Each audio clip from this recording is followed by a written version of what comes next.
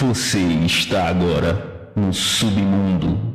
Salve galera, sejam bem-vindos ao Submundo. Salve Tequila, salve Pri. Como é que vocês estão aí? Tequila primeiro, ele falou o nome do Tequila, fala aí, Tequila. Salve, salve, galera, tudo no Manaus, tudo bem, né? Pós-carnaval, né? A gente sabe direito quando vai sair, mas saibam que estamos aqui vivos ainda, né? Longe dos perigos da rua, né? Mas não longe dos perigos mentais.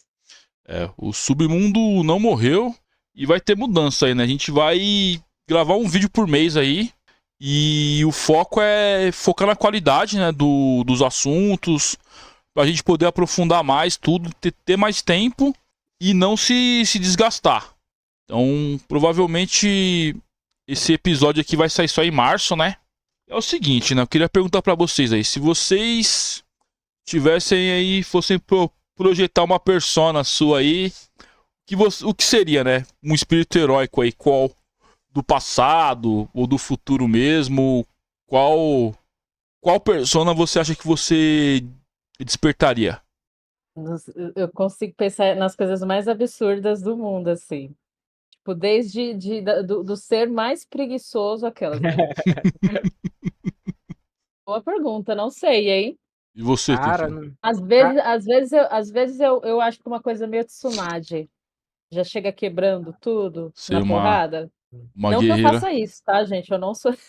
Mas existe um espírito de combate. E cara, não você? sei, talvez um panda, pensa logo um Eu panda pensei no com, urso também, mas, mas é, urso tem essa coisa fofinha. Só que você leva uma mãozada de um urso, duvido você colocar a cara exatamente. pro urso bater. Se fosse um panda ali, aquele panda do Jujutsu lá, aquele panda lá, seria algo misturado, um pouco dele, um panda, mas que invocasse magia, não sei, magias elétricas, eu sempre penso nisso, assim. pode crer. Eu não sei, eu acho que como eu sou do signo de peixes, né? Acho que a minha persona seria alguma coisa relacionada à água, sabe? Sei lá. Seria É um. engraçado você falar isso. Quando eu falei brincando ali da Tsunade, da preguiça, eu sou taurina, né? Então, acredite você ou não, é, é, é, a gente relaciona, né, o signo de touro à terra, ao elemento terra. E quando eu falei a Tsunade, essa coisa de, tipo, já imaginei ela dando um soco no chão. Então, tipo, tem muito essa coisa muito terra, né? Ela chega socando o Sim, chão, preparando o solo para plantação, né, gente? Aquelas. É. plantar Seria, faz. seria uma espécie de anciã super poderosa ou algo do tipo. É. É isso, né? E, sei lá, eu tô puxando esse assunto, né? Porque o assunto de hoje, né? São personas, a gente vai falar muito aí. Mais especificamente, a gente vai falar sobre o jogo. O filme, né? Os 4 filmes aí da franquia Persona, né? Que é uma franquia longa. Que teve origem aí no jogo Megami Tensei. Depois virou Shin Megami Tensei. Depois virou Shin Megami Tensei Persona. Porém, a série, né? Persona ela fez tanto sucesso assim que hoje em dia é o carro-chefe. E ela não tem mais o nome, né? Shin Megami Tensei. E é um jogo, né? Onde os heróis ali, né? São alunos do ensino médio, tudo. Eles podem evocar personas, né? Pra poder lutar ali contra as sombras, a Hora Sombria. E o filme, né? O jogo, ele é bem complexo, assim, né? Ele, ele fala sobre assuntos filosóficos, ético. Ele envolve bastante coisa, assim. Tem até uns temas bem controversos, assim. E principalmente o Persona 3, né? Que vai ser o foco aqui da discussão de hoje. Ele discute bastante ali a questão da morte, né? O que você faria, né? Se você soubesse que você só tem um ano de vida, né? Que você ia ficar vegetando, ou você ia continuar vivendo até vir um fatídico dia, ou você tentaria enfrentar o seu destino, né? Que aí entra um pouco ali da filosofia de Nietzsche. Aí a Pri ali abriu meus olhos também, que tem bastante coisa ali da psicologia analítica, né? Do Carl Jung. Uma parada assim que eu fiquei brisando, assim, né? Que quando a Pri me falou, né? Tipo, sobre as... Eu vi que todos os conceitos, né, até... E o conceito de persona veio do Carl Jung, né? Eu fiquei maratonando ali o podcast deles ali, fiquei viajando. Infelizmente eu não consegui ouvir tudo, mas eu consegui absorver bastante coisa. Eu confesso que eu não consegui ouvir mais de 15 minutos. Que conversa monótona. Mas As minazinhas lá é meio... eu gosto do assunto, só que depende muito da pessoa que está É. falando. Eu tenho isso.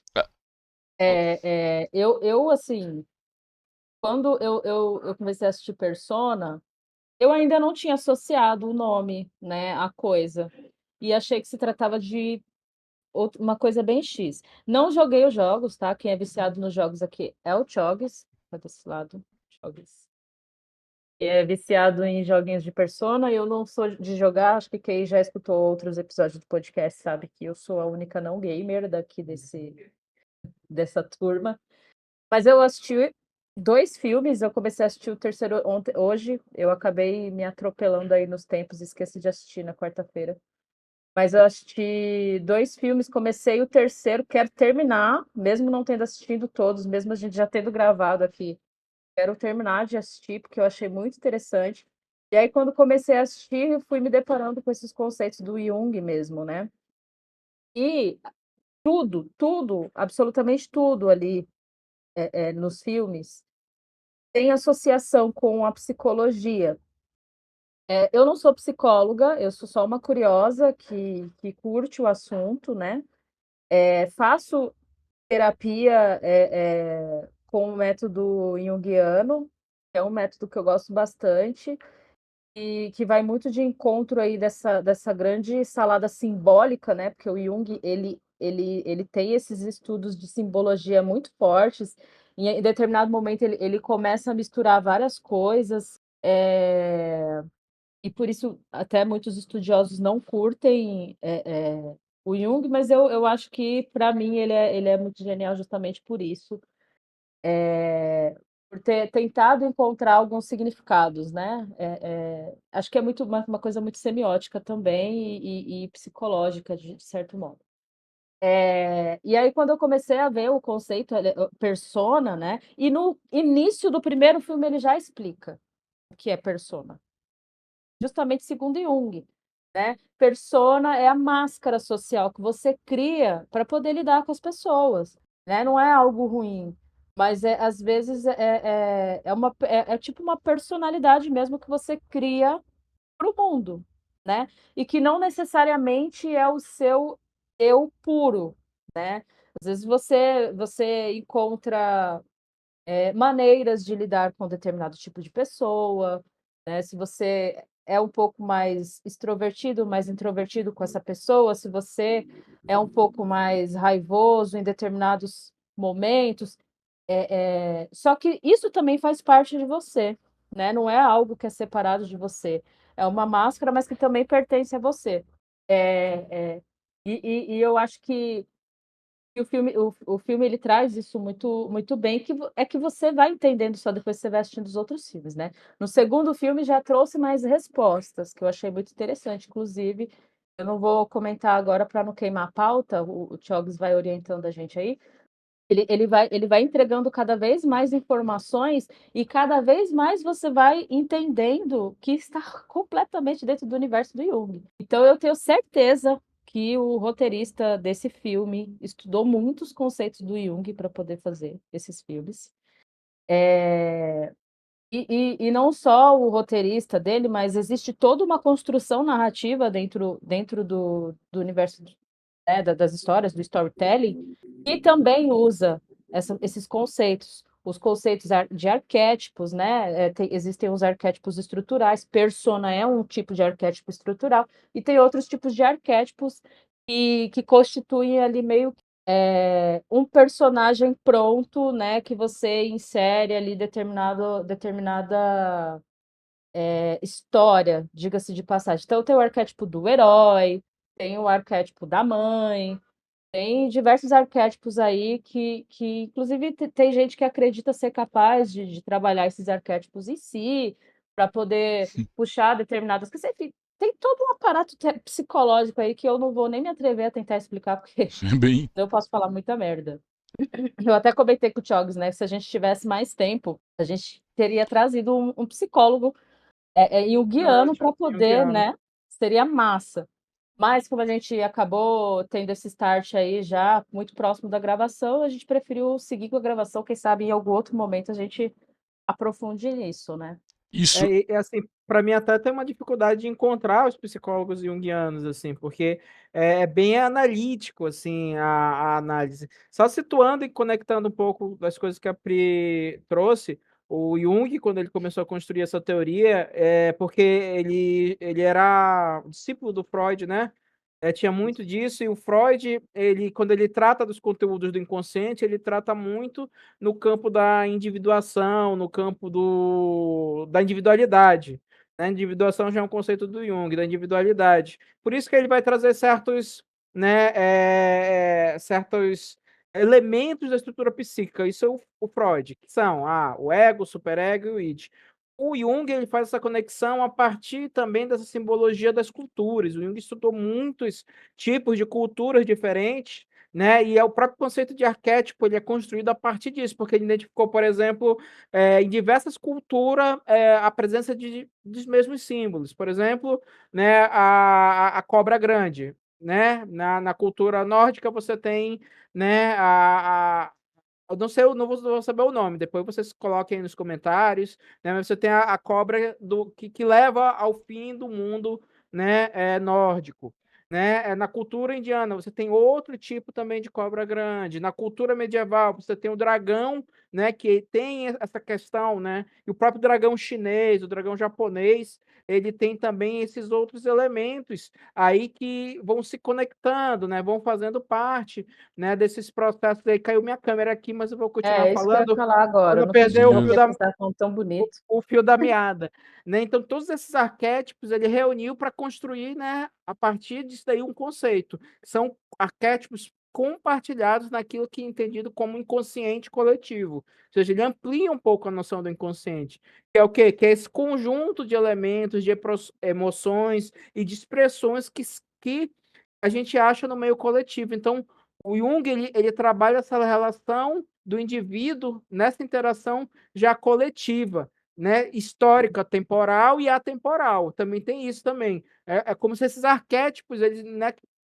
não é que eles fossem entidades, mas são elementos psíquicos compartilhados pela humanidade que se realizam a partir dessa relação do sujeito na realidade. É por isso que tem essas variações, tanto a própria cultura indígena, né, das regiões aqui onde eu moro, da região daqui da Amazônia, né, dessa Amazônia brasileira, tem diversos grupos étnicos. Eu acho que eu não quero falar errado, tá, gente? Os Baniwa, né, os Tucano, eu não sei bem quais grupos, mas tem diversos grupos étnicos que acreditam, né, na cobra grande enquanto uma entidade de criação do mundo e de destruição do mundo. Então você vai ter diversos elementos partilhados por diversos grupos sociais. E aí isso tem a ver, isso vai se conectando com essa noção, né, de persona, né, e a própria noção da sombra. Né, a noção da sombra nessa relação com os personagens, né? Porque o que é a sombra? A sombra seria tudo aquilo, aquelas emoções reprimidas, né? Aqueles sentimentos não trabalhados, aqueles traumas não Que desenvolvidos. Eita, susto do cara. engatilhando e tudo. Tudo isso, né? Que você não consegue trabalhar, vai para esse canto da sombra. E você só consegue se tornar você consegue construir o self a partir do momento que você consegue lidar e enfrentar a sombra e transformar ela nessa nova, daquilo que seria essa persona. De certa forma, um equilíbrio. Que é muito isso do dilema do protagonista do filme, tá? E se conectando ao filme, é muito o dilema dele, né? Tem hora que eu Sim. sou tão, como é que fala? Não consigo me conectar. Por que tal pessoa consegue se conectar e eu não consigo me conectar? Né? Ele tem O que dificuldade de que criar falta? laços, né? Isso. Exatamente, essa dificuldade que fala também de uma dificuldade social do período em que eles construíram a história de Persona, tanto nos anos 90 quanto já em 2013, 2013 é o ano que foi lançado o primeiro filme, tá, gente? Então ele acaba sendo contemporâneo, que essa dificuldade das pessoas se conectarem, uma sociedade que é altamente conectada, mas que tem tanta dificuldade de se conectar e sentir empatia, né, com pessoas que estão ali presencialmente ali do lado. Vou ajeitar a câmera e depois eu volto, tá? Uhum. Eu vi que aqui no terceiro filme, ele já começa a entrar num outro aspecto de mudança dele ali, né? De que ele coloca na cabeça dele que para ele não ter sentimentos ruins, ele precisa se desfazer e se afastar desses laços que ele criou, né? Então é o momento ali que ele vai se afastando um pouco dos amigos dele, para não ter esses sentimentos ruins. Que sentimentos ruins seriam esses? O sentimento de perda, porque eles estão ali num mundo caótico em que qualquer um deles pode morrer a qualquer momento. O sentimento de tristeza, enfim. Mas eu achei legal você ter entrado no conceito de sombra, porque o sombra é um dos conceitos, para mim, mais complexos dentro desses arquétipos estruturais. Porque eu não sabia, e isso eu aprendi em terapia junguiana, qualquer um desses arquétipos pode assumir aspecto de sombra, inclusive a persona. E por que que eu falo isso? Porque no segundo filme aparece um personagem super emblemático, tô pegando aqui minhas anotações, acho que é o Shinji, que É é o Agaraki, né? Que usa a touquinha e tal, né? Que ele é meio sombrio e isso, que é tal, o meio primeiro serião. personagem que aparece ali com o descontrole de sombra. De sombra não, de persona. Eu até anotei aqui, ele tem um conflito você percebe isso no filme, ele tem dificuldade de mostrar quem ele é. Ele tem a dificuldade de deixar que as Sim, pessoas vejam um lado mais dócil dele, porque ele é uma pessoa completamente dócil. sim. Então ele se faz de De durão, machão, né? De fortão e tal. de durão, de fortão. E é interessante a gente analisar isso, levando em consideração que a persona dele ataca outras pessoas. É uma persona em descontrole, ele não consegue controlar essa persona o tempo todo, é uma persona que assume o controle da situação. E essa persona ela tem aspecto de sombra, porque sombra, como o Tequila explicou, é aquele aspecto, aquele sentimento, aquele acontecimento, ou aquele arquétipo que a gente não consegue ainda trabalhar, equilibrar, ou até mesmo olhar para esse aspecto, porque por ser uma coisa muito dolorosa. Então, tem coisas dentro de nós, né, sentimentos, personalidade e a gente simplesmente prefere ignorar ou fingir que não existe, né, para não ter que lidar com o fato de que aquilo é nada mais, nada menos do que nós, que faz parte de nós, sabe. Então quando você afasta, quando você reprime, a probabilidade daquela sombra, daquele aspecto, daquele arquétipo ou daquele sentimento tomar conta de você é muito gigante, perder o controle. Né, então eu achei muito simbólico isso, essa questão da persona dele perdendo o controle e matando outras pessoas, né. E outra coisa que eu tinha pensado também a respeito disso não, na verdade é uma continuidade aqui do Shinji, né, é que dentro da terapia junguiana, a solução é, na verdade, você olhar para isso. Eles usam muito a analogia da luz e da escuridão, né. A escuridão seria tudo aquilo que está inconsciente, que está na sombra mesmo, né. Tudo aquilo que você ainda não consegue acessar, ou não consegue controlar, não consegue olhar. E jogar luz a essa situação é jogar consciência. Quando você joga consciência, você passa a perceber que aquilo existe dentro de você e automaticamente trabalhar isso, é um processo longo, né, trabalhar isso para que você consiga controlar aquilo. E a partir daquele momento que você consegue controlar, aquilo ali já não é mais uma sombra, é uma parte de você, é a integração, né, que é o processo de individuação que o Tequila mencionou. Então essa dificuldade de olhar para isso, né, é o motivo do descontrole. Então eu acho que tem muito a ver com a personalidade dele. E uma coisa que eu achei curiosa foi que no início do terceiro filme aparece uma personagem que na verdade apareceu no segundo, né, mas ela começa a tomar corpo no terceiro filme, que é a Chidori. E a persona dela ataca ela mesma. Ela não ataca outras pessoas. Pelo menos na primeira aparição atacou ela, tentou matar ela. E a Chidori é uma menina que se corta, né. Isso mesmo. Isso Então, mesmo. gente, eu achei incrível como que esse ator ele foi fundo aí nas teorias junguianas. Sim, e O caso da Chidori, né, é complicado porque ela sabe do segredo ali da trama, né, do que vai ser revelado mais pro final. E como a gente decidiu aqui não falar sobre todos os filmes em si, né, falar sobre o universo, né, dos temas que abordam os filmes, a série no geral, pra ficar até mais, pra gente poder até falar mais, assim, sabe, porque eu acho que, não é puxando sardinha pra gente não, mas pelo menos aqui no Brasil a gente é a única pessoa, o único podcast que tá falando desse lado do Jung, né, pelo menos dos vídeos que eu vi, tudo, a galera não tava falando sobre isso, sabe? A galera falou Sim. mais da filosofia, tudo assim, um pouco, mas de uma maneira bem superficial, né?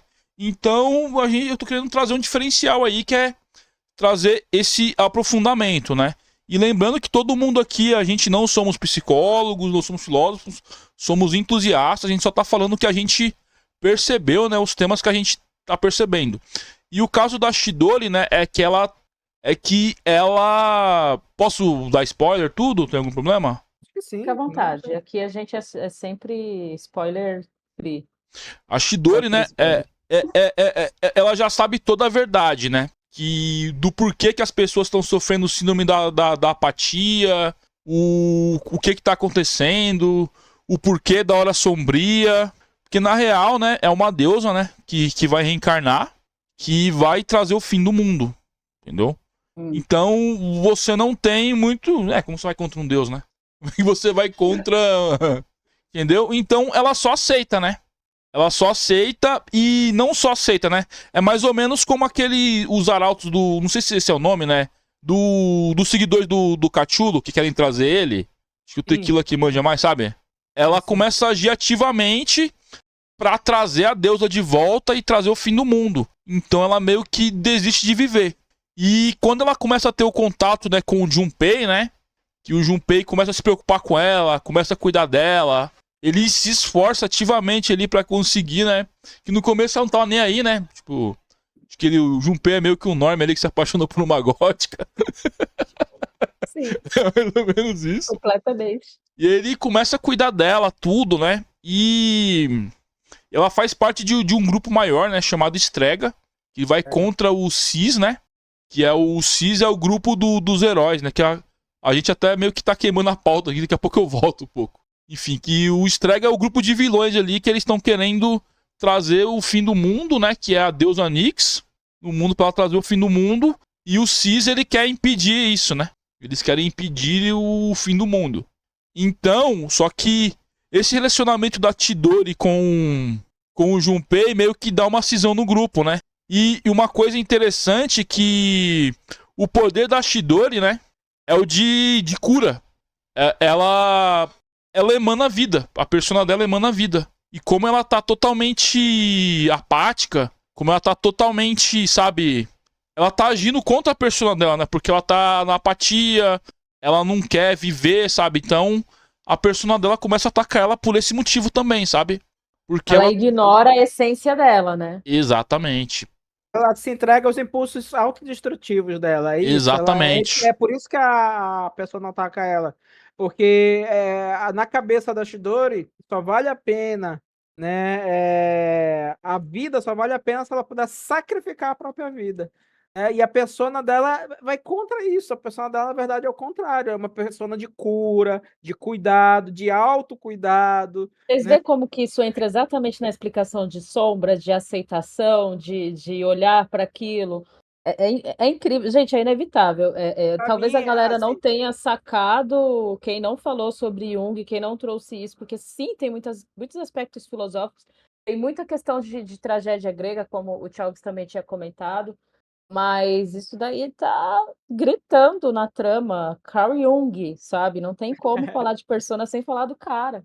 Sim, e só pra fazer um resumo aí, eu vou voltar um pouco, né? Porque a história de Persona, né? Persona 3, porque o Persona você pode jogar qualquer um dos jogos, assistir os animes, tudo que são histórias diferentes. Então, eles compartilham ali, todos os personagens têm as personas, tem esse aspecto junguiano, mas, porém, assim, cada Cada jogo é uma história, cada jogo tem uma temática. E esse lance de confrontamento da sombra, ele é muito mais forte em Persona 4. Porque todos os personagens, eles realmente confrontam ali a sua sombra. Todos eles confrontam as suas sombras ali. Enfim, mas voltando ali pra história de Persona 3, é a história de Makoto, né? De Makoto Yuki, que ele é transferido ali pra uma escola nova, né? Porque ele perdeu os pais muito cedo e os familiares não querem cuidar dele e tal. Ele ficava sendo jogado de um lado pro outro ali. Aparentemente ali seria um ano escolar normal, comum pra ele. E ele é uma figura muito apática, né? Como ele indo a caminho do dormitório, né? Já acontecem coisas estranhas. Como primeiro ali, né? Uma pessoa se suicida, né? Já as primeiras cenas ali tem uma pessoa se jogando contra o metrô. E isso causa um atraso que faz ele chegar muito tarde no dormitório, né? E coisas estranhas acontecem no caminho que ele tá fazendo pra ir pro dormitório, né? Ele começa a ver um monte de caixão, sangue, sabe? Um negócio que qualquer um, né? Qualquer pessoa ali ficaria assustada. E ele meio que foda-se, sabe? Tipo, ele é muito apático ali, né? Tipo, no começo ali, né? O Makoto, ele não tá nem aí. Ele só continua seguindo o caminho dele e até chegar no dormitório, né? E no dormitório ali ele conhece a Yukari e a Mitsuru, que são as colegas de quarto dele ali. As duas parecem importar armas, tudo. Aí ele encontra um menino ali que faz ele assinar o contrato. Porém, parece que ninguém mais consegue ver um menino além dele. E ele meio que foda-se, assim, sabe? E o pessoal tá meio que espionando ele, né? Pra ver se ele tem um potencial de despertar as personas. E aí o cara ali fica meio que encarregado de observar ele mais de perto, tudo. Como eles são da mesma sala, tudo, né? Ela consegue passar mais tempo com ele. E ela fica ali meio que espionando ali, meio a contragosto, tudo. Até que eles são atacados, né, pelos inimigos do jogo ali do filme, que são as sombras. E ali a sombra, a Yukari, ela diz que ela não pode morrer ainda, porque ela precisa descobrir algo ali.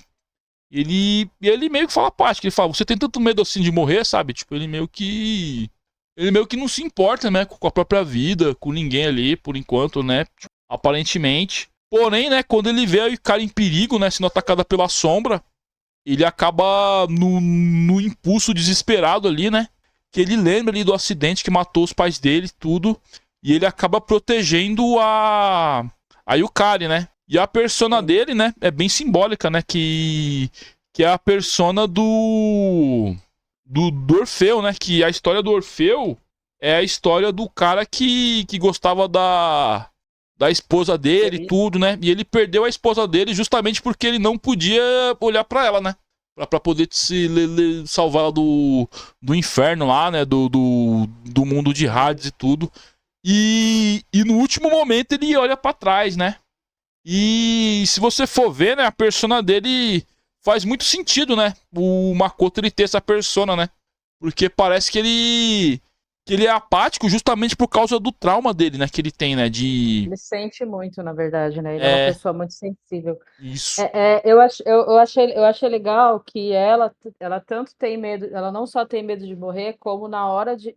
Isso é muito simbólico. Peraí, antes de eu falar, o Tequila queria falar alguma coisa, acho que deve estar relacionado ao que a gente estava comentando. Era só para dar a introdução sobre os principais influências do universo do Persona. Né? Assim, desde o primeiro jogo, apesar de cada jogo ser independente, tanto eles partilham uma certa influência, né? E entre elas tem um filme chamado If, que é um filme britânico, né? De 68, 69, né? E o próprio filme, que é uma coisa que um dos criadores de Persona falou, e é importante ressaltar, os criadores de Persona são os mesmos desde 1996, gente. Eles são os mesmos, é a mesma equipe trabalhando todos esses anos em toda essa lore. Então, por isso tem essas conexões. O outro é o filme Bergman, né, de filme Bergman, chamado, inclusive, de Persona. né? Tanto é que o primeiro jogo ele não adapta o filme, mas tem muitas influências, porque são duas irmãs, são duas mulheres que estão lidando, né, com determinados elementos, né? E isso acaba influenciando a obra toda, né? Tanto o IFE, porque o IFE o que que é? Um grupo de estudantes que se rebela contra o sistema educacional opressor. É um filme britânico que inclusive com o ator que vai fazer depois o Laranja Mecânica, né? Ele que é um dos principais também desse filme, né? Que vale a pena dar uma conferida, né? E os livros também, tem uns livros que influenciaram o São Digital Demon Digital alguma Dave coisa. Story. Digital Dave Isso, Dave Story. Story, que são fundamentais, né, para estar introduzindo essas noções. É claro que Persona tem sua história própria, mas são influências ali do período, né, que vai consequentemente resvalar nos jogos. Também é importante ressaltar que muita gente considera o Persona 3, né, que é os filmes que a gente assistiu e o enredo que o Choco estava também apresentando, o Persona 3 como sendo o jogo que deu a identidade do que seria o Persona daí em diante. Então, por isso que é tão importante, né, situar essas coisas aí. Sim, é porque os, os, os dois primeiros jogos, né, que são três, são Persona, Shin Megami Tensei Persona, se for a versão original do Japão, e o Revelations Persona, né, que é a versão Isso. americana. A versão americana, ela teve muitos cortes na história, né, porque, né, eu não entendo, né, os Estados Unidos se diz a terra da liberdade, daí censura tudo, né, qualquer tema sensível, qualquer coisa, eles censuram. Mas, enfim, é uma versão capada, muito, sabe, muito censurada, tira vários elementos até da compreensão da história, né? Se você quiser, pelo gameplay, tudo, né? Que são as criações de Persona, tudo, seria interessante, mas pra você jogar, né? Que eu acho que pra mim o creme de la creme de Persona é justamente a história e essas questões, né? Que simplesmente são cortados ali, né? Porém, anos depois, né? Shin Megami Tensei Persona teve uma versão de PSP completa, né? E é uma duologia, né? Persona, Shin Megami Tensei Persona, Shin Megami Persona 2 Revelations e... Não, Innocent Sim Sim. e Eternal Punishment. São uma Eu até duologia. anotei aqui, é isso mesmo, é uma duologia. E também, né, o Persona, ele é tão influenciado por esse filme If, que ele tem um jogo chamado Shin Megami Tensei If, que foi o primeiro Cara, jogo que depois eu foi quero assistir esses adaptar filmes.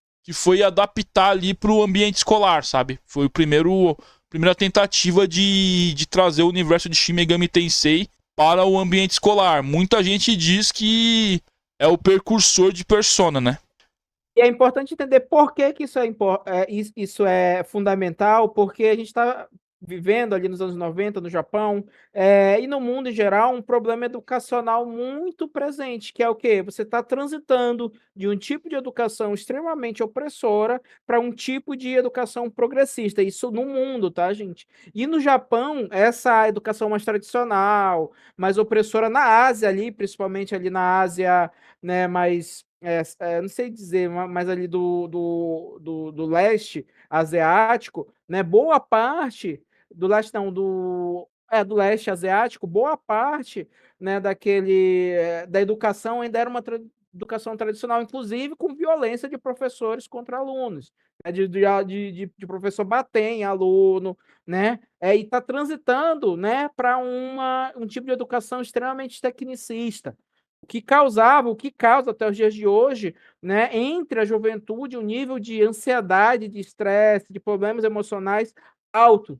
Então, se meio que a história de Persona é também uma crítica a todo o sistema educacional opressivo, né? É interessante como uma coisa que é para se divertir, ele vai criando mecanismos de fazer também esse crítica à própria sociedade, né, japonesa que não consegue lidar de maneira pública ou de maneira social com os problemas emocionais, né? Que tem muita repressão, né, de impulsos sexuais, muita repressão, né, de sentimentos negativos. Você tem que estar o tempo rindo, você não pode ter sentimentos negativos ou sentimentos de relação. Então, assim, o Persona ele acaba trabalhando bastante. Até fui pesquisar e analisar o Persona 2 e o 3 principalmente, né?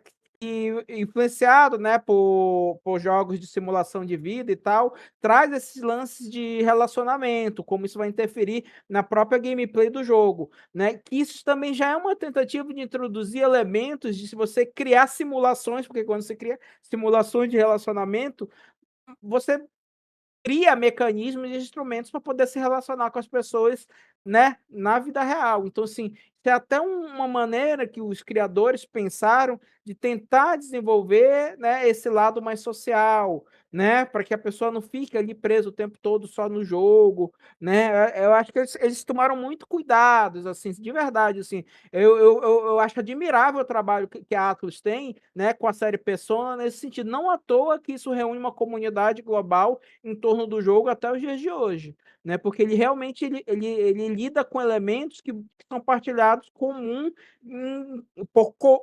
por adolescentes e jovens, né, que estão passando aí por essa fase dessa educação, né, mais tecnicista, tenho que passar na faculdade, tenho que fazer tal coisa, tenho que, né, que são elementos em um momento extremamente crítico, né, para o psicológico de todo adolescente aí, todo jovem aí que está tentando, né, sair, né, dessa educação mais formal. Sim, sim. E os links sociais, né, que você vai criando ali, eles são. Pode ser então da gameplay, né? Porque a gameplay não é só batalha. Vai ter a hora que você vai batalhar, que você vai enfrentar os monstros, que você vai enfrentar as sombras. Porém, se você não interagir com os personagens ali, se você não salvar um personagem em tempo X, se você não aprofundar os laços com os personagens que tem no jogo, né? Que você tem que aprofundar os laços, seu personagem não fica forte. Ele não evolui, você não cria novas personas. Então, a mensagem do jogo é clara ali, né, sabe? Vai viver, sabe? Tipo, além do jogo, sabe? Vai viver, vai tentar arrumar namorada, vai arrumar um emprego, vai jogar um videogame, vai cantar no karaokê, faça amizades. Viva, sabe? A mensagem é forte ali, a mensagem é categórica. Viva. Independente se o mundo vai acabar amanhã, você tem que... Viva. Voltando a essa questão dos filmes, independente disso, para mim, assim, confesso que os filmes não me agradaram muito, mas eu assisti todinhos, mas a mensagem para mim dos filmes também é essa. É porque... Tem a ver com essa experiência da vida, experimente viver, né? Mesmo sabendo que o mundo vai acabar, mesmo sabendo que as coisas, né, não vão estar tão certo quando você imagina que vão dar, Mesmo né? sabendo que as Experimente a mudanças vida. existem. Exatamente. Eu acho que... Porque um dos principais conflitos do protagonista ali no primeiro filme é lidar com a mudança. É lidar, porque até então eles achavam que se destruísse as 12 sombras principais, a hora sombria não existiria mais. E o que estava na cabeça dele? Essa relação com essas pessoas que eu construí em torno desse conflito, elas não vão mais existir. Então ele não queria que isso acabasse, porque ele estava gostando de ter amigos, ele estava gostando de se relacionar com essas pessoas. Então, se isso acabar, nós não vamos mais. Será que a gente ainda vai ser amigo? As coisas vão mudar. Sim. Então, ele não estava preparado para lidar com uma grande mudança. Que no final a gente vê que não ia ser isso, né? Mas ele não estava preparado para lidar com essa mudança. No segundo filme, ele assume, né, a mudança, né? E já no terceiro, aí ele vai passando por muito. O conflito desse personagem é muito interessante, viu? Do protagonista. Sim, sim. E você viu todos os filmes, Tequila? Eu vi até o começo, a metade do quarto. Até a metade do quarto. O quarto filme pra mim é o melhor ali, né? Porque... Eu também, eu gostei mais do quarto. Porque os filmes, né, eles condensam ali em 1h30 ali, quase 100 horas, né, de gameplay, né, de história ali. Então, sabe, eu acho que seria melhor se fosse uma série, sabe, um seriado. Mas enfim, né, eu acho que os filmes também, pra quem não gosta de jogar, né, que é o caso da Pri e tudo, é uma forma dela conhecer a história, conhecer o mundo, sabe? E também os filmes, eles melhoram ali a relação de alguns personagens, né? Que no jogo é muito lento ali, sabe? Tipo, a progressão, tudo, né? Até o caso ali da Chidori também, que é melhor trabalhado. A Yukari também é melhor trabalhada. A Fuka, que a Fuka, né, é uma personagem interessante também, que ela meio que sofre bullying ali, né? Do das amigas dela, tudo. Ela tem uma relação meio tóxica ali com a amiga dela Sim, não, ali. A amiga dela completamente. bem. Muito. A amiga dela muito filho da puta, assim, sabe? Tipo. E. Aí no final a menina se arrepende, né? Que ela acaba trancando a menina na escola, tudo. Ela fica ficando presa na hora sombria. E a Fuka, ela tem um poder parecido com o da Chidori, né? Que o poder dela não é de batalha, né? O poder dela, tipo, é mais de cura, é mais de detectar Tudo. pessoas, é um poder mais sensitivo ali, né? E, Sim. e uma coisa que é interessante que a persona dela, né? O link social dela ali, que você vê, é uma persona de uma sacerdotisa. A da Fuka, né? E então, você vê, né, que ela tem tudo. Ela é uma pessoa que eu acho que eu não saberia lidar, né? Que ela é muito dócil, ela é muito. Eu não diria que ela é sonsa, sabe? Porque ela sabe se impor. Parece que vai quebrar. É, entendeu? É porque não sei se vocês já conversaram com esse tipo de pessoa, que você sente que a pessoa ela é tão frágil que se você encostar, ela vai quebrar. Exato. Eu Exatamente. acho que isso, psicologicamente falando, também diz muito. É o tipo de pessoa. Aqui, assim, nem sempre. Às vezes a gente acha que essas pessoas se abalam fácil e, na verdade, elas não se abalam tão fácil assim, não. Mas uma coisa que eu achei muito simbólico também, que eu estava comentando, que o Chogs falou, daquele momento em que a primeira vez que o Yuki ativa a persona dele, né? E a maneira de ativar a persona é com uma pistola na cabeça. Eu acho esse movimento muito simbólico, o de matar a si mesmo. E na verdade, não é uma pistola com bala mesmo, é o outro tipo de ativação que tem. Aí o cara e ela não tem coragem de atirar da Sim. primeira vez. E Naquele aí momento crítico ali ele se do vê terraço, né? isso, no momento do terraço. E aí ele vê que ela vai estar em risco, aí ele vai e ativa a persona dele. Eu achei legal, eu fui reparando em diferentes momentos, aquele menininho menorzinho que aparece no segundo filme, ele dá o tiro no peito, e não na cabeça. E aí eu ainda não encontrei a conexão disso, ou a explicação simbólica disso, mas uma coisa que eu acho interessante é que o ato de atirar em si mesmo, né, dentro do contexto do anime, a questão da morte de si mesmo para ativar a persona. É quase como um momento em que você a morte ela é muito simbólica dentro da psicologia, né, falando de até como uma forma de arquétipo mesmo.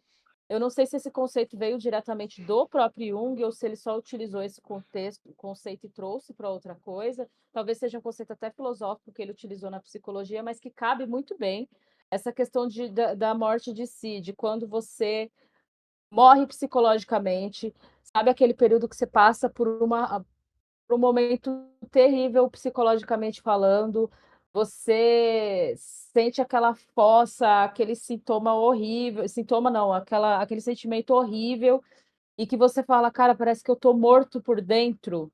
Essa morte ela é simbólica, porque é a morte e a renascença que vem depois, porque é quando você morre por dentro para renascer. É quando você passa por um período de mudança, tem diversas situações, né, que pode desencadear isso. Período de luto, término de um relacionamento, que também é um período é uma espécie de luto, enfim. E eu acho esse ato muito simbólico, né, de você, atirar em si, da morte de si, ou quase morte de si, para poder ativar a sua persona, para poder ativar aquela entidade poderosa capaz de lidar com as sombras. Então, eu acho que isso é uma coisa que eu queria chamar a atenção nesse sentido de simbologia mesmo. Esse filme está lotado disso. Sim, sim. E não só, né, nisso, que como também, né, as personas elas se transformam conforme você resolve ali um conflito, né? Não só o Makoto, né, ele consegue transformar a persona dele, né, Babel? Só que ele consegue transformar a persona dele ali ao seu bel prazer, né? Que ele meio que absorve ali, né, Ele tipo, ativa muito rápido, né? e Ele ativa a persona que ele quer a hora que ele quer. Eu acho isso incrível. E todos os outros personagens, né? Eles, conforme a história avança, né? Só que o que ficou devendo ali foi só no último filme, né? Que as personas deles de fato evoluem, né? E aí o Kari, né? Tipo, no final do filme, ela acaba. No último filme, ela acaba sofrendo o mesmo que a Chidori ali. A persona dela começa a dar sinais que vai atacar ela. Ela tem um sonho que a persona dela tá atacando ela, tudo. Porque ela entra em depressão. Pela questão de saber que que ela fez tudo errado, né? Ela queria descobrir ali o paradeiro do pai dela. Ela acaba descobrindo que o pai dela ele era meio que responsável também ali pela criação das sombras e tudo mais. Ela se culpa muito ali. E ela tem questões ali com a mãe dela também, que eu acho que não foram abordadas no filme, que eu acho que senão o filme ia ficar muito longo. Mas quando você avança, quando você tá jogando, você avança o link social dela, que a persona dela ali é a persona de diamantes, né? O arcano dela, tipo... acho que seria o arquétipo dela, né? Seria o arquétipo dos amantes, né? Pelo menos no jogo é assim. A persona dela é dos amantes. Ela tem questões com a mãe dela, porque a mãe dela meio que se perdeu depois que o pai dela morreu, começou a entrar em vários relacionamentos, se envolver com vários homens, e ela meio que não gosta da mãe dela por causa disso. Ela tem muitas questões com a mãe ali. Ela se afasta dela, tudo. E, porém, no filme, o foco é mais ali na questão com o pai dela mesmo. E também depois que ela descobre, na verdade, que eles foram usados, que eles foram traídos, que eles meio que são diretamente responsáveis ali pelo fim do mundo, ela entra em depressão. Ela para de comer, ela para de... Sabe? Ela começa a ter sinais da síndrome da apatia. E o Junpei também, né? Depois que ele perde a Chidori, ele descobre toda a verdade, ele acaba tendo um comportamento autodestrutivo. Ele começa a ir em lugares que tem gente barra pesada pra caçar briga, pra as pessoas baterem nele mesmo pra ele morrer, sabe? Ele começa a tentar morrer. E o Junpei, né? Ele tem uma relação muito bonita ali com a Chidori, que no jogo, né? Dependendo de se você fazer algumas coisas ali que é o canônico, ele vai acabar morrendo, a Chidori vai ressuscitar ele e vai viver junto com ele. Quando ele vai usar o maior poder dele, né? No jogo, que consome toda a mana dele, toda a energia dele, pra ele fazer o ataque, a Chidori aparece atrás dele e cura ele. Aí ele meio que cria um laço ali com ela, tipo, inquebrável, sabe? E... Acho que a trajetória do Junpei, ela é muito bonita, porque ele descobre no amor a possibilidade tanto de continuar, né? Quanto continuar existindo, assim, nem que seja pela lembrança desse amor que ele acabou perdendo pela Chidori, né? Isso mesmo. E avançando um pouco a pauta aqui, né? Essa parte junguiana, tudo assim, foi a Pri que trouxe, né? É um negócio que, como eu sou completo ignorante em psicologia, assim, eu estudei bem pouco. O que eu sabia ali era o basicão ali do Freud ali e outras coisas. Mas a filosofia, a psicologia do junguiana, do Carl Jung, foi totalmente novidade pra mim. E explicou várias coisas ali, né, que eu não entendia direito, como o conceito de persona, o conceito da morte de si mesmo. Tipo... E só que eu vi, né, eu interpretei persona como uma tragédia grega moderna, né? Tanto que pela persona principal ali, que é a persona do Orfeu, né? Que é um conto grego, né? Que é a história de um herói grego. E a evolução da persona dele é a história do Orfeu, né? Primeiro é um cara que ele perdeu a amada, tudo, ele ficou triste. Depois ele enfrentou os deuses ali, né? Tipo, acabou sendo despedaçado, tudo. Tanto que é a persona de batalha dele, né? A persona mais agressiva, né? Que é quando... Que vai no mito de Orfeu, quando ele é desce tipo... pro Tártaro. Isso, desce pro Tártaro. Ele desce pro Tártaro pra tentar resgatar a Eurídice, que é a esposa dele, né? Que se perdeu. E aí ele consegue em parte, mas quando ele tá saindo, ele vira pra trás. E perde E ela. exatamente o que ele não podia fazer isso, que era virar pra trás, né? Ela perde ela, assim. E né? é isso. E depois ele foi morto, né? Por umas ninfas, né? Que desejavam ele. Porém, como ele ficou totalmente triste ali por causa da perda da esposa, né? As ninfas despedaçaram ele, mataram ele. E a segunda parte, a segunda forma da persona dele, né? Essa persona toda remendada e tal, tipo... Que é a persona de combate, né? A persona mais agressiva. E depois a última persona dele, né? Que é a persona mais poderosa. Que é a persona do Orfeu Telos, que eles chamam. Que é quando ele meio que supera, né, todos esses conflitos. Ele aceita a morte pra poder salvar os companheiros, né? poder salvar outras pessoas. E a canção dele volta a ser alegre e dá um up nas pessoas, né? Volta a ser a canção alegre de novo.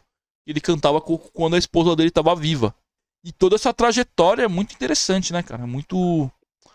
E O você... Orfeu Sim. tem um filme, pra quem quiser conhecer, tem um filme brasileiro, gente, que é inclusive com Tony Garrido, que fez o Orfeu, né? O Orfeu, o Orfeu grego, ele era um poeta, ele era um cara que escrevia, entendeu?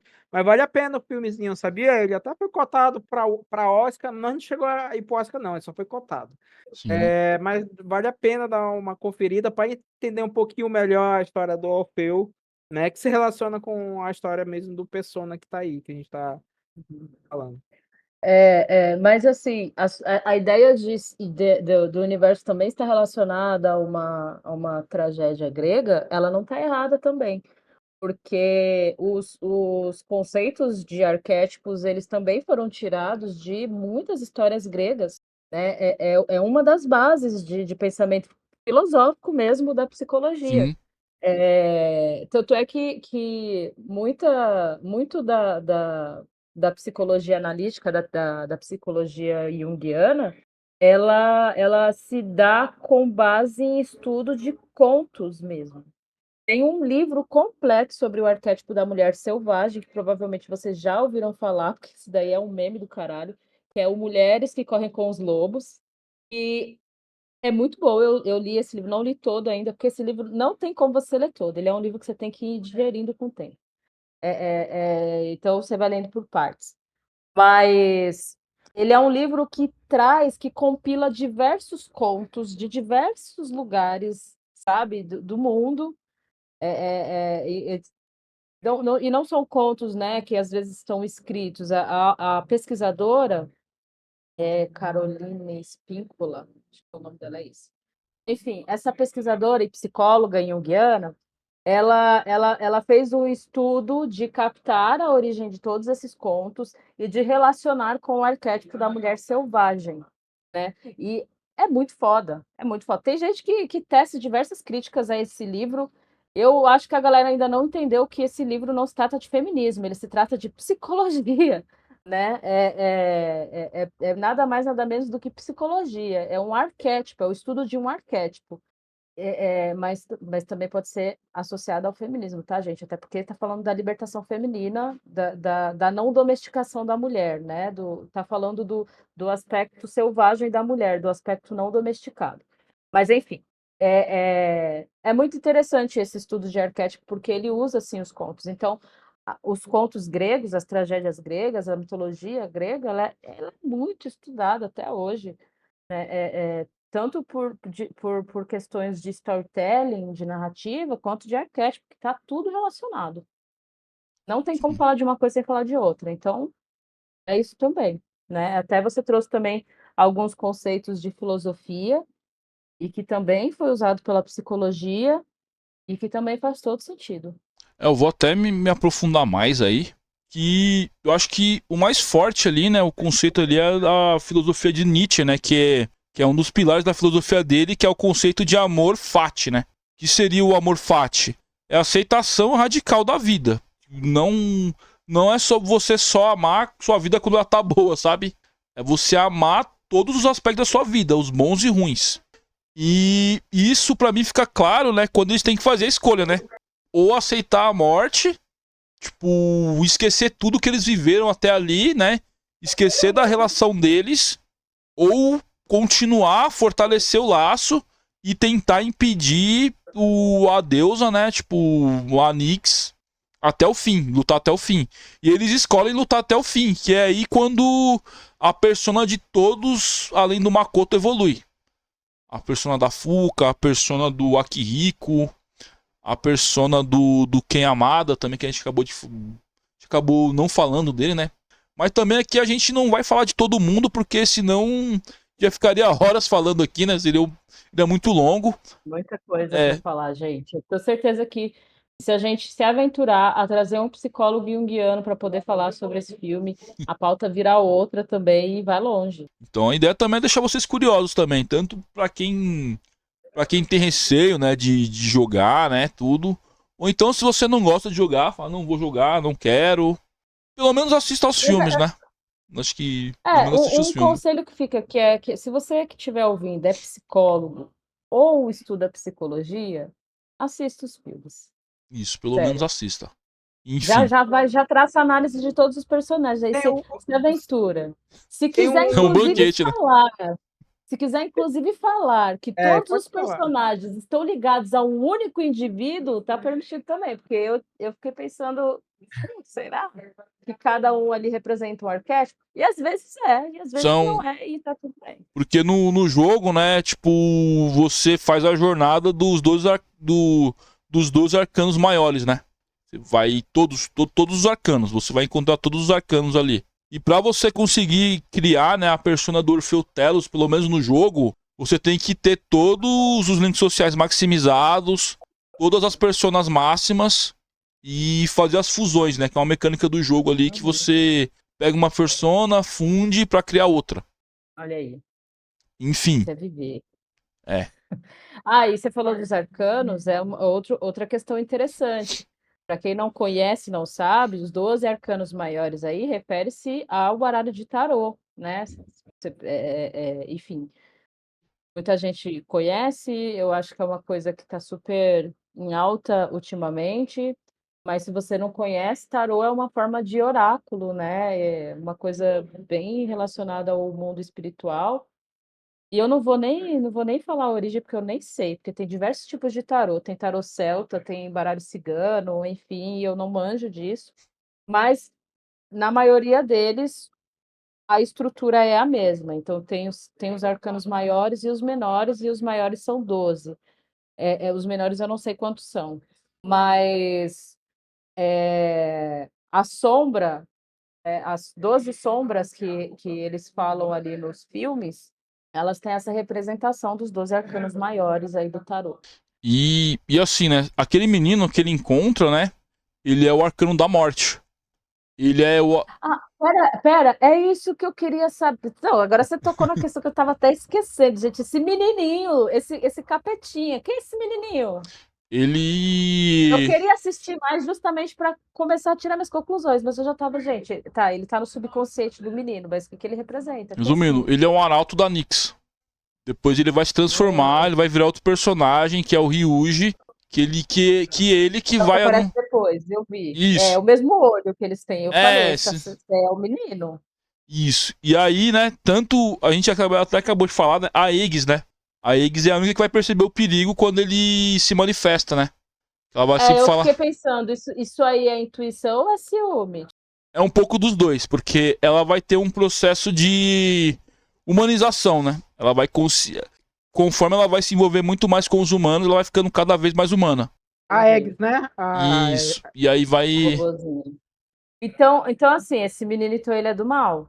Não necessariamente do mal. Ele é um. Porque a gente tá falando de um deus, né? Não tem essa de bem ou mal, né? Ele é um Vamos falar arauto, assim. que nem eu falei. Ele é um arauto, ele é o mensageiro da deusa Nyx. E ele que vai dar a escolha. Ele manipula o Yuki para se afastar dos amigos dele, né? Porque ele fala, sem os laços, tem sentimentos ruins. E é o momento que ele vai se afastando. Tem outra questão que eu também fiquei imaginando, que é quando ele conversa com aquele velhinho narigudo, com a secretária bonitona dele do lado.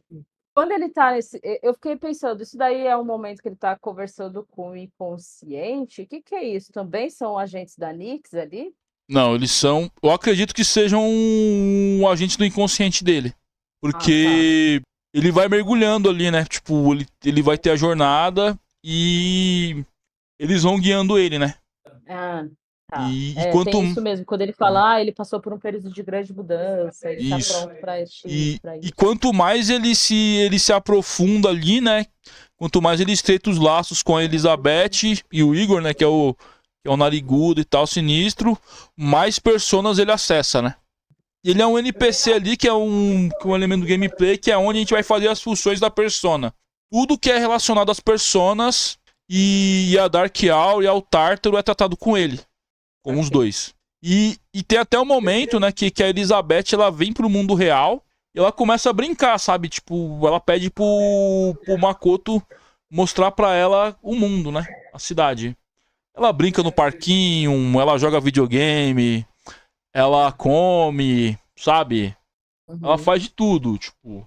E aí ela fala pra ele, né? E aí, que você acha que vale a pena viver tudo? Ele pergunta pra ela, você acha que valeu a pena tudo? Ela, gostei disso aqui, eu viveria aqui. E vai embora. Então, eu acho que entra naquele lance, né? Que eu acho que o inconsciente ele tem um inconsciente masculino e o feminino, né? Pelo que eu escutei ali do Jung, ele fala que acontece isso, né? A Que Anima e o Animus. isso mesmo. Então, eu acredito, né? Eu posso estar falando merda, né? Porque, como eu falei, eu sou um completo ignorante aí nesse assunto. Mas, pra mim, é isso, né? A Elizabeth é o ânima e o Igor é a representação do ânimo. E tanto é que, depois dessa interação com a Elizabeth, que ele toma a decisão de ir até o fim. Ele fala, eu vou lutar pelo mundo, eu vou lutar pela vida. E mais uma vez eu volto a falar. E é isso aí que entra na questão do amor fati, né? Que tem uma hora que ele fala. São minhas memórias, são minhas lembranças, o tempo que eu passei com vocês, tudo que eu vivi é o que eu sou. Eu não vou abrir mão disso. Até as piores partes são as melhores partes da vida dele. Acho que isso que é Exato. um ponto fundamental. Tem um lance interessante também nessa relação do Arauto da Nyx, que eu não sei se o menino tem um nome, né? Depois Ó, se o torna o Yugi, menino, mas enquanto menino ele tem um nome, eu ele acho que tem eu um não nome, lembro é se ele tem um Faros, nome. o nome dele é Faros. Faros, né? Pois é, quando o Faros pede para ele assinar no começo, no primeiro filme, quando ele pede para ele assinar o termo de responsabilidade, né? Esse termo de responsabilidade, que tudo que acontecer agora é assim, é consequência de Dos atos tua, dele. dos teus Das suas atos. Isso tem escolhas. muito a ver com essa relação desse amor fati também, que é aceitar as consequências das coisas que você faz. Ou seja, os laços, as coisas boas, coisas ruins, né? Tudo isso tem a ver com esses aspectos da vida. E você aceitar isso é o que te torna mais forte. É o que torna, né, a possibilidade do teu a persona ser muito mais forte, né, nos desafios que vão vir pela frente. Só para lembrar mesmo que isso é um detalhezinho que é fundamental, que a gente só É vai isso mesmo. entender mais lá para frente mesmo. Eu demorei para entender, porque é só ele que assinou aquilo dali, né? E foi Exato. uma coisa que saiu da cabeça dele ali. Porém, Uhum. outra pessoa depois vai ter o acesso ao Igor. Final. Porém, que infelizmente podia ser. Poderia, sabe? Poderia ter um filme sobre isso, né? Que é a Aegis. E no final do filme ali, né? Ela entra toda uma questão filosófica também dela, né? Uma questão ali que ela meio que ela se tornou uma máquina sem sentido, né? Que ela falhou em tudo que ela se propôs, né? Porque ela foi construída para eliminar sombras. Ela tentou eliminar o arcano da morte, né? E nessa batalha, né? Tipo, que causou a morte dos pais do Yuki, do Makoto. E, e aí, por isso que ela, quando ela viu o Ryuji de novo, né? Ela era o inconsciente dela falando, ele é perigoso, sabe? Ela não sabia explicar o porquê, né? Porque ela foi construída pra proteger o Makoto. E ela falhou, e depois ela falhou de novo. Porém, tipo, ela começa a questionar, beleza, eu falhei em tudo, mas eu vou continuar existindo pra quê? Porque teoricamente ali, né, ela teria uma vida eterna, né? Uma vida mais longa, né? Pelo menos até alguém cuidar dela, dos componentes dela e tal, né? Mas também, né, ela tipo, é patrocinada ali pelo grupo Kirijo, né, da Mitsuru, né, que ela é praticamente ela é o Batman ali, né, do grupo, né? Tipo, ela que tem a grana, tudo, né? Ela tem até uma Sim, postura aristocrática e tal. E sim. quando você aprofunda os laços dela, né? É uma personagem que eu queria ver mais no filme, né? Só que ela meio que é uma personagem secundária. Só que o link social dela é interessante porque ela, tipo. Ela era realmente aristocrata ali, porque ela não comia nem. Ela nunca tinha comido fast food na vida ali, sabe? Ela só comia comida saudável, Herdeira. tudo. Herdeira, sabe? Tipo. E. E quando ela tem uma relação forte ali com o Akihiko, né? Tipo, que ela. Quem começou, né? Tipo, a exploração do Tártaro, tudo, foi ela, o Akihiko e o Aragi, né? Que morreu, né? Que ele acabou morrendo, tudo. Que ele tem um conflito ali com quem amada, né? Porque há toda aquela questão, né? Tipo, do descontrole da persona dele, né? ele acabou matando a mãe do Amada, né? Que é o menininho, tudo. E é por isso que ele já tinha, né, receio de usar a persona dele. E aí, quando ele já não conseguia, né, controlar a persona dele. Porém, quando teve o acidente, tudo, né? E os pais ali do Amada morreu. E aí ele passou a se recusar, né? A usar a persona, né? Por isso que ele saiu do grupo, ele se isolou. E ele começou a usar drogas, né? Pra poder fugir, né? Da persona dele. Inibir, né? Pra não. Isso. E aí entra até numa questão também, né? Quando uma pessoa ali, tipo. Sabe? Quando a pessoa, tipo, se afunda em algum vício pra fugir, sabe? De algo, o que ela fez, que ela considera errado, tudo, né? Sim. E ele representa tudo isso, né? Uma coisa que eu gosto ali do Persona, né? E eu joguei os três, né? Os principais ali. O 1 e o 2 eu joguei, só que eu não tive tanta compreensão que eu joguei em inglês, tudo. Eu só queria matar bicho. Quando eu joguei eu era mais novo, né? Eu não consegui prestar atenção na história. Tipo, e na época também eu era muito novo, né? Eu tinha uns 10, 12 anos, não tinha nem como, sabe, eu compreender toda essa complexidade, né? Porém, né, uma coisa que eu gosto é como eles falam desses temas pesados ali, sem ser de forma leviana, sabe? E o Aragaki, né? O Shinji, ele acaba. Ele tem uma passagem muito curta no grupo, né? Até no jogo, né? Só tem um mês ali. Só passa só um mês ali com ele. Mas a presença dele é muito marcante, justamente por ele ser. Por ele ter essas questões. Ele ser uma pessoa, no fundo, amável e tal, né? E quando ele morre, né? Tudo, né? Tipo, o cara da estrega mata ele e tal, né? Tipo, e aí as pessoas da escola, né, começam a falar mal dele, tudo, né? No jogo, né, no filme o Yuki ele não revida, né? Mas no jogo você pode ter ali uma escolha, né? De ou xingar o cara que tá falando mal dele, falando que ele é um delinquente, tal, tudo assim, ou você ficar quieto, né? Só que, porém, né, quando ele morre, o Shinji, por que o Yuki fica quieto? Não porque ele se omitiu, porque ele meio que a morte do Shinji, né? Faz ele reviver o trauma da perca da perda dos pais deles, né? E aí ele Sim. fica mais apático de novo, sabe? Aí voltando ali pra questão da Iggs, né? Ela vai tendo um processo de humanização, né? Tipo, e quanto mais ela se aproxima não só do Makoto, mas do grupo, né? Sabe? Ela cuida do cachorro também, que ele, sabe? Enfim, Fofo aquele cachorro. é.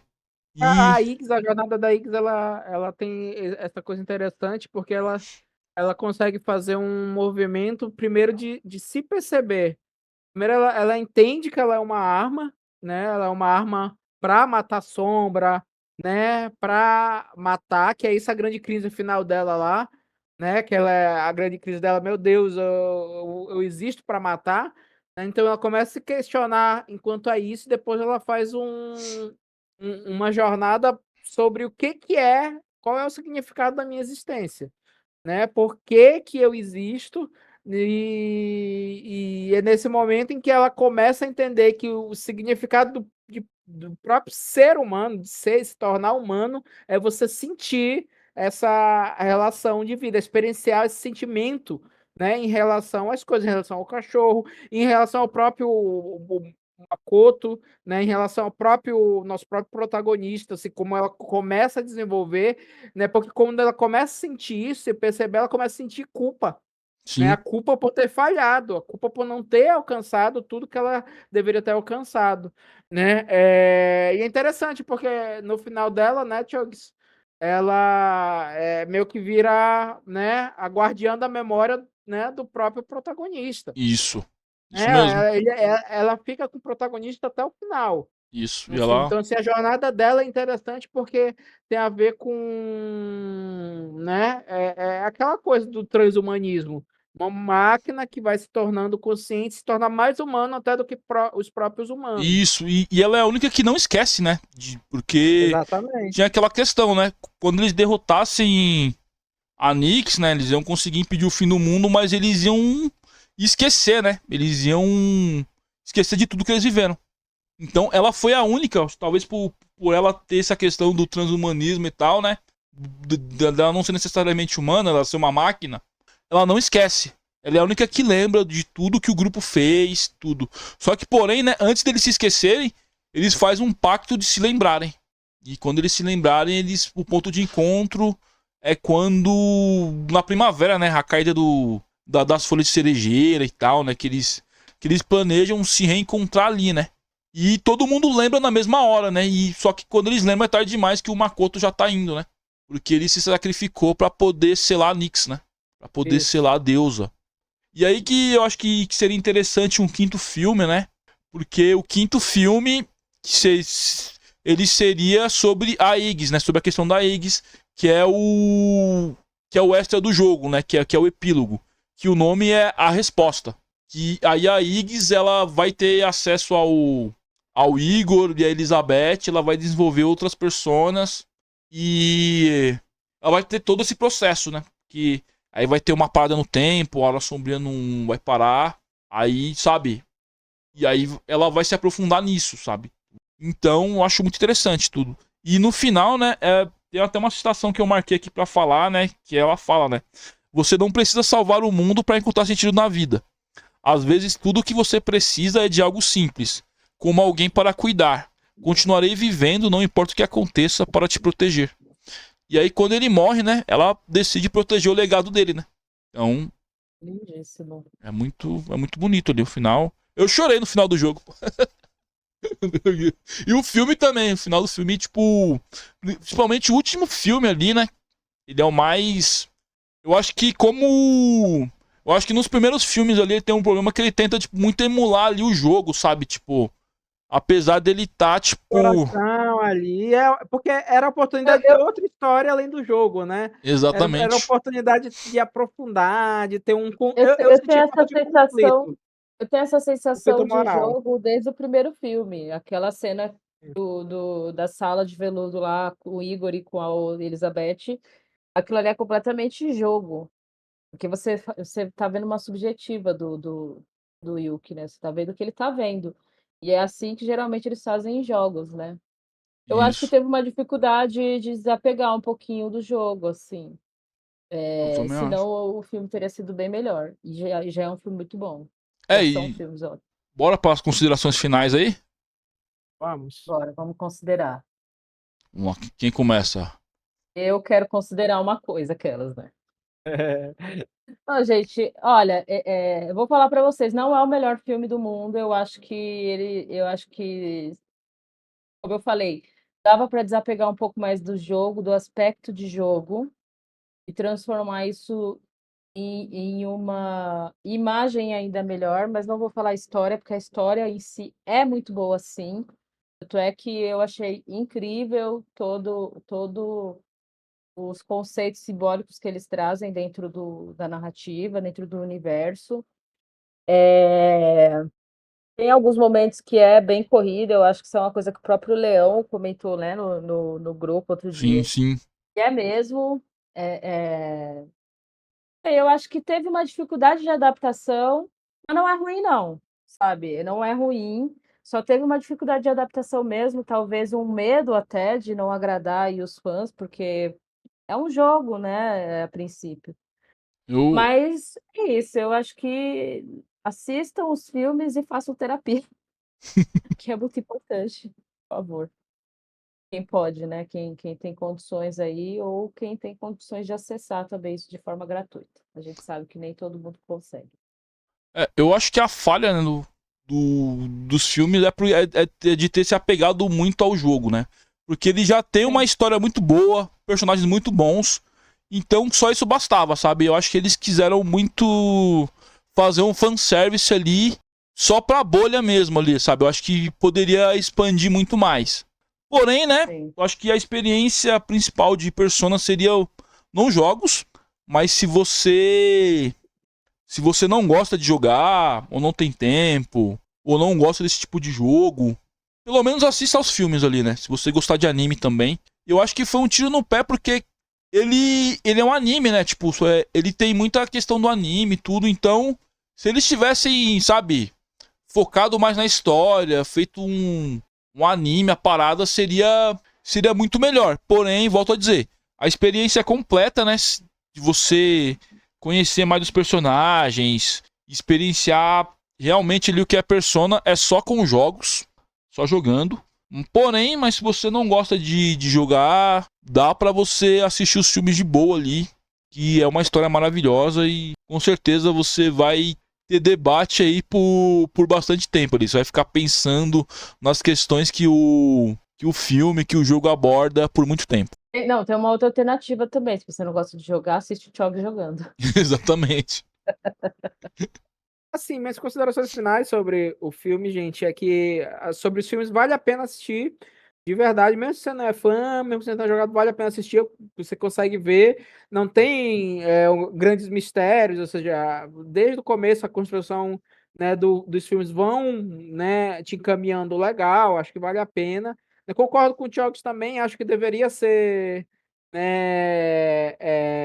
uma série, né, do que filmes, acho que deixa muito pesado, daria tempo para trabalhar melhor alguns aspectos, né, e outras partes são muito corridas mesmo, né, vale muito a pena, assim.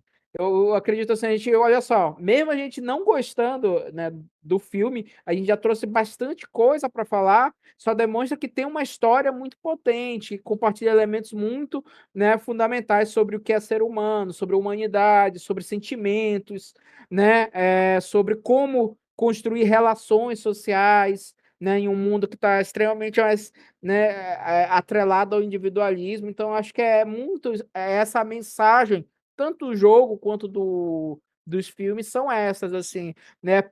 Pelo que vale a pena viver. É essa a grande questão dos 4 filmes. Pelo que vale a pena viver, né? O que te torna, né, uma pessoa completa, né? Será que é o trabalho? Será que é um hobby? O que é que te transforma como uma pessoa integral? Esse é o grande questionamento do filme e o filme não te dá, né, respostas prontas. Isso que é o legal. O finalzinho é muito interessante por causa disso. Ele não te dá respostas prontas, né, sobre o que você deve ou não fazer. Vale a pena. É uma coisa que vale a pena. Ele ganhou o selo Vale a Pena. Não é uma obra de arte, mas aí, ó, vale a pena dar Selo uma Vale a Pena do conferida. Submundo. Isso. Selo Vale a E Pena do Submundo. se você gostar de videogame ali, principalmente gostar de JRPG, acho que vale muito a pena jogar. Apareceu na promoção ali, né? O jogo no preço base ali, eu acho o preço muito salgado. Porém, se tiver uma promoção ali, eu acho que vale a pena você comprar. Que eu gostei tanto do jogo que eu joguei ele no Game Pass, né? Quando eu assinava. E comprei de novo o jogo, né? Pra ser meu mesmo ali, não tendo só o aluguel. E comprei o episódio extra, né? E ele tá em tudo quanto é sistema, né? Ele tá no PlayStation 2, dá pra você jogar emulando se você não quiser gastar dinheiro. Você vai jogar uma versão mais antiga ali do jogo, mas que a mensagem é a Vale a mesma. história é muito boa. Vale a pena, a história é muito boa. Aí tem a versão de PC, né, que é a que eu jogo, que é a que eu recomendo, que ela tem a versão do... Ela tem a versão com tradução nativa, tudo, né? E ela melhora ali uns elementos da gameplay ali que ficou um pouco datado, né? Porque o jogo ele é de 2006, né? Então já se passaram 20 anos, né?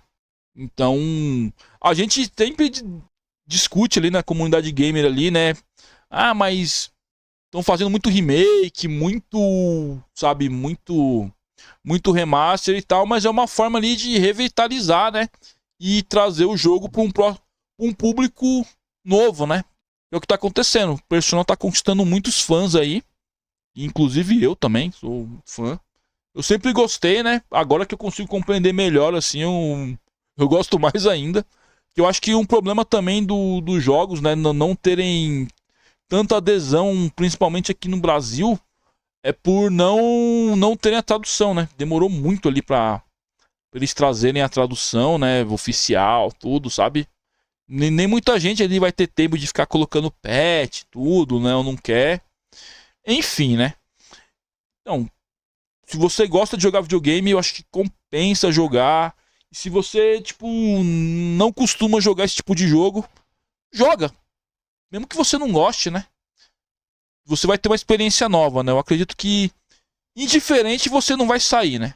você vai ter uma opinião sobre ele. E é isso, no mais aí, curte, comenta, compartilha. Quero saber, vocês gostam de Persona, gostam de Shin Megami Tensei? Vocês gostam desses temas de psicologia? Comenta aí, né? Vamos trocar uma ideia. E é nóis. Valeu.